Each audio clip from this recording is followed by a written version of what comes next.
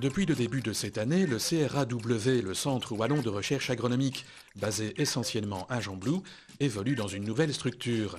Celle-ci doit lui permettre de mieux préparer l'agriculture et le secteur agroalimentaire aux défis qui se présentent. Cette semaine, le ministre Ludgen assistait à la présentation officielle du CRAW relifté. La présence du ministre de tutelle à cet événement suffit à montrer toute l'importance que revêtent les activités du CRAW.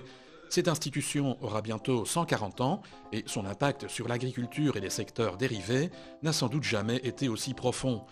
Aujourd'hui, plus de 500 personnes y planchent sur plus de 150 projets, et cela dans un même but, favoriser une agriculture durable dans le respect de l'environnement et du consommateur, tout cela dans un contexte mondial qui ne prête guère à l'attentisme. On est face à une probable, on voudrait l'éviter, une crise alimentaire parce qu'il y a une demande qui est en forte croissance. Il faut en être conscient. C'est vraiment un challenge de pouvoir nourrir tout le monde avec des aliments sains, de qualité et tout en minimisant, je dirais, les impacts défavorables sur l'environnement. Mais le CRAW concourt aussi au développement de tout un pan de notre économie. C'est aussi de l'emploi derrière tout cela, de l'emploi dans le secteur agricole, dans le secteur de la transformation, dans le secteur horticole aussi, qui grâce à l'innovation, grâce aux nouvelles technologies, donc grâce aux chercheurs, permet de déployer finalement la Wallonie dans le secteur de la transformation de nos produits. Parmi les intervenants du jour figurait aussi Yvan Hayet, le secrétaire général de la FOI, la Fédération Wallonne de l'Agriculture. Celui-ci rappellera tout ce que le secteur agricole doit à la recherche. Il y a une culture de travail en commun, que ce soit avec la faculté des sciences agronomiques ou avec le CRA. Et d'ailleurs, je le rappelais tout à l'heure lors de mon intervention, le choix de notre implantation à Gembloux lorsqu'on a quitté Bruxelles était largement conditionné par un tel voisinage. Un secrétaire général qui insiste aussi sur deux aspects du travail du Centre de recherche agronomique, la recherche appliquée, celle qui débouche sur du concret, et la vulgarisation. Vulgarisation vers le grand public parce qu'ils apportent la caution scientifique. Il est clair que quand nous on le dit, on est un peu jugé parti.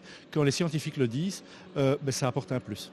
Le CRAW ne doit pas hésiter non plus, ajoute Yvan Hayet, à se montrer avant-gardiste, par exemple dans le domaine des OGM, dont les cultures ne sont pas les bienvenues en Wallonie.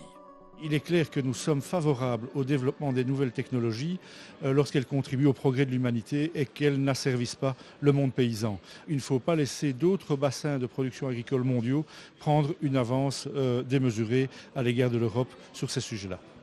Enfin, on ne peut pas évoquer le Centre Wallon de recherche agronomique sans parler de ses infrastructures éclatées sur 9 sites, avec des bâtiments dont certains sont en piteux état. La région wallonne y consacre chaque année 2 millions d'euros.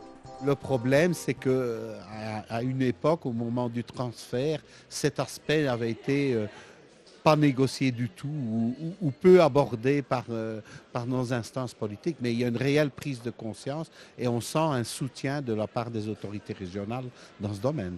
Le ministre Ludgen, lui aussi, regrette la manière dont la régionalisation de 2003 a été négociée. Le propriétaire donc fédéral nous a remis des bâtiments qui étaient dans un état, qui sont toujours d'ailleurs dans un mauvais état, même s'il y a eu des investissements qui ont été réalisés. Il y aura encore d'autres investissements qui seront réalisés dans les prochains mois, dans les prochaines années, mais j'enverrai chaque fois la facture au propriétaire d'origine qui est le fédéral. Mais plus fondamentalement, c'est à l'éparpillement actuel des sites qu'il faudra mettre un terme. On aurait finalement 2 grosses implantations à Gembloux, ce qui est vraiment, je dirais, du domaine agricole et ce qui est plus du domaine recherche et laboratoire sur un autre site. Et dans un avenir de combien d'années ? Cet avenir ne peut pas encore être fixé. Tout dépendra des moyens, des partenariats peut-être à trouver pour financer. Là c'est encore